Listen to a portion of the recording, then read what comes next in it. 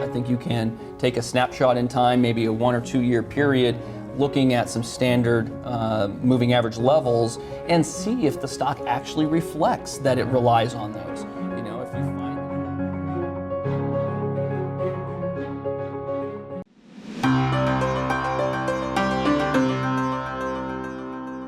Welcome back, traders and investors. We have Christian Tharp on the line. He's a Marketfy Maven and the author of the 5-Star Stock Watch. Christian, how you doing today? Fantastic. Thanks for having me. And the reason you're doing fantastic is you stood out in front of a moving train yesterday and you let your bids and biotech stocks just get hit, and now you're sitting pretty today, correct? Yes, absolutely. We had been keeping an eye on the markets and specifically the Russell. Okay. And obviously, you know, as most of your listeners probably know, you know, biotech seems to be moving, you know, as the Russell and the NASDAQ go, you know, you can kind of put that in the same boat with biotech. So I've been watching the Russell for weeks. I'm expecting the Russell 2000 to test that 1080 support that it's hit multiple times this year. And so once we got down there, you figure why not take a couple shots downfield, and so it worked out pretty well. Okay, I've got to ask you, if you're talking about the Russell, I've got to ask you about the death cross, because they mention this on CNBC 100 times a day for a week straight. What is your thoughts here on the death cross? Is this an indicator that you look at, and does this hold some water? Yes, I do look at that. What I try to do when it comes to anything like the names are great, aren't they? Isn't it fantastic? I look at things like a death cross and a golden cross as only confirmation of a trend that might have changed, and certainly not a guarantee. And then I also like to look back and say, well, what are the odds? You know, when I look at any, you know, whether it be an index or, you know, a stock, is this something that has shown a tendency to form that type of signal and it not really materialize into anything? So when I look back at the Russell and I say to myself, well, the last time the Russell did that was 3 years ago in 2011, right in the middle of a 25%, you know, correction, 20% for the other indices. And I say to myself that, well, this is a signal that in you know, situations past has meant something. I tend to focus more on the price itself. So more fun, cute names. The Russell forming a triangle pattern over the last 3 or 4 months was what I was keeping an eye on, because it reminded me a lot of what the Russell did back in 2007. And my expectation was that if the Russell broke through the top of that, the downtrend line, we'd probably test 1210 on the upside again. If we broke through the bottom of that triangle, we'd probably test 1080. So we broke that, started to fall. So I was kind of ahead of the game, and with people that I was working with, the death cross kind of came after. But it's something that I think that, you know, it commonly can confirm a trend, so I think it's worth paying attention to. Okay, what about the golden cross that you just mentioned? What's the difference between the death cross and the golden cross? Great name, too. It is kind of funny. You know, we as being a technician, it's sometimes you have to accept what you're in there. But so golden cross, just 50-day crossing back up above, you know, the 200-day moving average. But I tend to look at different things to try to add to that. So as you mentioned, it gets talked about a lot, this death cross, and so I get asked about it quite often. I encourage looking at other things. Like, for example, I realize it might be a little later than investors and traders would prefer, but a more reliable signal, if we will, with a death cross or golden cross is when the 200-day turns with it. So when you form the death cross, 200-day is such a slow-moving vehicle. Mm-hmm. So if you were to go back and look at the Dow or the S&P and you would look at all the times you got these whips where the 50-day crossed below the 200-day, well, you'll notice that the only time it really turned into something really bad was when the 200-day turned over with it. So, you know, in other words, if the 50-day just crosses underneath and comes back up quickly, then no harm, no foul. And same thing with the golden cross. You know, if we're in a downtrend and we briefly go back up above, I tend to look and say, well, longer-term trend-wise, wait for that big vehicle of the 200-day to turn with it. And unfortunately, right now, the Russell's is slowly starting to turn, but I wouldn't get too excited yet. And how about Christopher Cross? Good question. Joel has a lot of good funny jokes. You guys might. I'll have to do some research on that one. You got a lot of these kids on the desk are too young to remember. Who I have no idea what you're talking about. Him I'm and one of those young Barbra kids. Streisand. What was that movie they were in? A Star is Born, I think. I don't know. Yes. Was that it? Or crisscross make you jump, right? Hey, I remember crisscross Right. make you jump, He's jump. catching Yeah, now on you're here. talking. Take me back to high school. Now we're in the wheelhouse. Okay, so let's talk about you're on the dip yesterday, and you have some areas, you have your predetermined strategy to enter longs. Could you just give us some examples, some setups that you had yesterday, and did they get close to your stops? Because we had that vacuum yesterday where we took out the low at 33.75. I'm talking basis, the December S&Ps. And it was lights out for about 13, 14 handles. And, that's, the kind of fear. Bank America went down. Did you know that Bank America, Merrill Lynch went down yesterday? People couldn't access their accounts. And, you just had this total chaos. Could you give us some examples of some stocks that you were out there and you're in, your bids got hit, and did you have stops, in case they continue to go against you? Absolutely. Yes, we were short going into yesterday. Again, there was I was watching a key trend line on the S&P that had been broken and was just being retested as resistance. There was the 50-day on the Dow had been what was holding the Dow up, and it had broken. The Russell had broken its trend line. Everything pointed towards down, and I really do think the Russell is worth paying attention to. And my thought was there were some areas of support that I thought we would get to, but you just never know, which index is going to get there first. And so when the Russell tested 1080, that was about the same time I had mentioned the IBB, the Biotech ETF, that I had been paying attention to. Once we broke below 270, 250, I figured we were going to either test 270. If we got below that, we were going to hit 265. So all at the same time, I'm watching the Biotech ETF hit 265.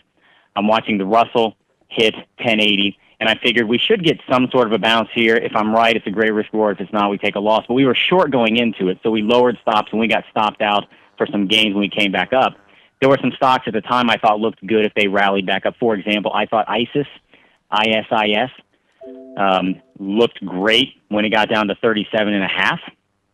Okay. All right, 37.5 was a key resistance area for the stock in April, again in June, again in August, and it had already been tested as support once back in the beginning of September. So when the stock rallied back up to 37.5, as a trader, by the way, that looked like a great spot to jump in, and that ended the day up about $1 from there. Another stock that I thought looked great, one of the big guys, Biogen, BIIB, Bravo, Ivory Bravo. I think if anyone looks at that, they're going to see a pretty good support area around 320, which was also a very strong resistance back in the end of May all the way through June.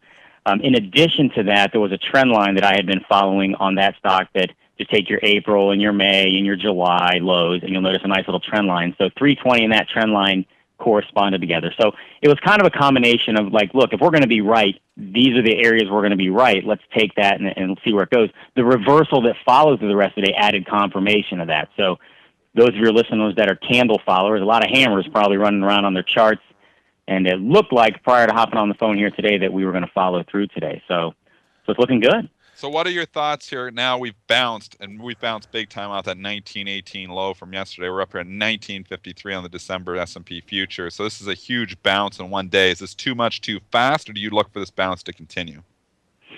I'd like to see how the bounce ends today. If we hold it, as most of them watching, we can't seem to hold our bounces here since this sell-off started. If we can hold a nice solid gain today, then I'd expect it to follow through, and I'd start watching certain levels on the way up. For example, the S&P, that trend line that I referenced, if we were to get a nice little bounce, that trend line is going to sit somewhere in the general 1985 area as of right now, but it's edging a little bit higher. So I would expect it to bounce to follow through to get there. I can't stress enough my concern with what the Russell's doing, because for the traders that I work with that are somewhat newer, I just say simply just think of it very plainly. The market is telling you something when a basket of 2,000 stocks is saying, I'm not going with you. And the last time, that basket of stocks told us that was back in 2007, where the S&P and the Dow and the NASDAQ all went on to hit new highs, but the Russell kept going sideways. And here we are having a Russell hitting new lows for the year, or pretty darn close, when we have other indices that just as recently as a couple weeks ago hitting highs. So I'm a little concerned how long a rally could last, whether it be days, weeks, or months. What are your thoughts here on gold as it continues to cascade down? It seems like the market goes down, gold rallies just a little bit. Market goes up a little bit, gold gets killed. So it seems like it just can't catch a bid. We are now coming back to the lows of earlier this year when we are down here in January at 1198 trading on the October gold futures here right now. So we just breached 1200. We're down $15 here again on gold. What's it going to take for gold to turn around? If there was ever the most common question I get asked, that would be one of them. And that's one of the reasons why I follow it, is because I get asked very often. Our forecast for the people that I'd worked with gold was back in August. We expected gold back at end of August, beginning of September. We figured gold was taking another leg down. Again, a couple trend lines, a triangle, a nice little consolidation triangle over the last, almost a year. And then we broke out of the bottom of that. So my expectation was to fall lower and most likely test those lows from last year. Okay, those lows obviously sitting, in the 1175 area. Gold's trying to hold 1200. I think ultimate gold probably breaks the new lows. That's my expectation. I don't get a whole lot in as a technician. I don't get a whole lot into the whys and the whatnots. I kind of let the commentators work that out. I always say that it doesn't matter to me why, it's just that it is. So when gold broke support, it said, "Hey, I'm going lower." I don't ask it questions. So when it gets down there, I would think we're going to test that 1175, 1185 area, and my expectation at this point would be that gold told us is taking another significant leg down. So I'd be surprised if we didn't ultimately see gold 1,000 or lower. Just going back to some of those trades that you put on, I know you have a longer term perspective in swing trades. Do you set now? Do you have targets on the upside, or are you just more apt to move your stops up and let the market take you on in downward momentum, as opposed to trying to pick a top or a resistance level to exit the long? Absolutely. I do a little bit of both, the best of both worlds. So the BIIB trade 320, I would think a reasonable bounce would get that to at least 330, right? But I always say the market reserves the right to change its mind. So I like to manage stops so that if I'm wrong, for example, we were short ICPT going into yesterday, and when it dropped, we lowered stops a little bit under the expectation that if we were breaking significantly lower, we should not get stopped out on the way back up. If we get stopped out on the way back up, odds are ICPT and Biotech and probably the market are reversing. So we try to do a little bit of protecting some profits we have while letting profits run, and then we have targets that ultimately, once we get there, if like, say, for example, ISIS got back to 40, certainly no one would fault anybody for grabbing a $2.50 gain. Certainly not. 7-8% in a day or two, call it a wrap. However, if it looked like the market was strong, why not just raise a stop and see if we can get a couple more dollars out of it? So try to let them run as far as we can. It's interesting that you brought up that ICPT chart, and we haven't talked about that in a while, but one of our listeners was asking about a gap fill. And wow, what a textbook version here, right? Gets the pop. Yes. Yep. Pops off earnings, goes to 340, and, gives it right back. And now, I don't even think you could get a better... I don't know. Is it time to get long this thing? I know you were short it and you got stopped out. Is it time to take a look at the long side on this thing after the gap fill? Maybe leaning on the 220 level? Yeah, I think so. I think that, you could certainly get a quick, obviously with something like this that can get you $5, $10, $15, $20 in no time. I think it's certainly something I expect to run back up to 250 from this stage. I think 250, if it's turning back down, I would think 250 was the spot. I actually had a target of that to fall to 220. It didn't quite get there. I think we got to 223 yesterday, and I agree with you. I thought 220 was on the map, and that was our target. But that's also why we lowered our stop. If it reversed all the way from 223 back up to 230, odds are this thing was turning around. I think breaching the highs from Wednesday, looking at the market, looking at biotech, I would think that this stock would probably want to make its way back up to 250, and somebody could at least grab 15 to 20 points off of it. Oh, there's something I wanted to ask you, too. I know that you do a lot of work on biotech stocks, and boy, these things and the pharmaceuticals, they move off, drug trials and news and whatnot. So obviously, if you're trading these stocks, you have to do your homework. And how do you find out when the trials are? Do you call the companies? Is there a good website? What do you do? Because you can just get shellacked on these things or have a huge payday. Oh, absolutely, absolutely.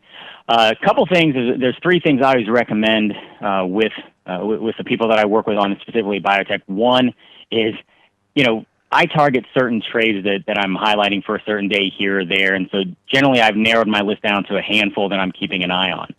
And so then what I like to do is make sure I check the news feed, very simple news feed on any financial site. Okay, last thing you want to do is find out that it was right there. They just told you this morning this is coming out. So read that. The next thing I want to do is check for an earnings release. You can do that, obviously just about a lot of people, their trading accounts will do that. There's sites like Earnings Whispers, all kinds of stuff that'll tell you if they got an earnings report coming out. And then, of course, there's a lot of great sites that have FDA calendars on them that I think you want to look at if you're thinking about trading biotechs. Biopharm Catalyst is one that I like to look at and recommend. But they have a calendar right there. It tells you every last little trial, every last little everything that's coming out. And I like to peruse through there. I'm also a big fan of the shorter term trading, so it kind of hopefully narrows that window down of the damage that can get done or the surprises that can happen. So those are things combined I encourage everyone to do if they're going to try to trade the biotechs. And I think you also have to ask yourself what your risk tolerance is. Okay, if you're into something like a Gilead, you're probably a lot less prone to get something on you badly. Say, for example, not as volatile, in other words, and surprises as say something like a Xoma Corp or something. When you get into the smaller cap, smaller volume, smaller price, you're asking for you're taking a little bit more risk. So those are the things I tend to encourage traders and investors to look at before they get into some of these names. Christian, what's on your radar for today? We're coming in here. We're up 12 S&P points. Obviously, we had the big bounce yesterday. What's on your radar here today? Are you looking at this individual stocks? Are you looking at some to short here onto this bounce? What are you looking at? Yeah, certainly. There was a few that I thought looked good for short opportunities, depending on how this bounce went. ARWR just broke trend line around $14, and you can see that yesterday it came right back up and stalled right underneath that. Exact Sciences, EXAS, that is one that also broke trend line, rallied back up yesterday, hit right on the underside of it. Okay, right around, it's a moving target, so it's around $19. So I am keeping an eye on those to see how they react to the bounce. If they don't get anything out of it, then they certainly would be great short candidates. Just like something like ISIS. ISIS broke trend line. ISIS broke 40. But ISIS also looks great if you like the long side. I love the stock if it gets above 40. Something like AEGR, Alpha Echo Golf Romeo, is something I've been watching forever because it just keeps getting stuck under 35, bouncing on 30. That's a stock that comparably in the short term has done pretty well compared to the market. I think a breakthrough 35 on that stock is a no-brainer trade for a run to 40. So, those are some of the things I'm keeping on my radar to watch. And just kind of, Vertex, VRTX has been one of the stronger names out there. It's gotten killed the last couple of days.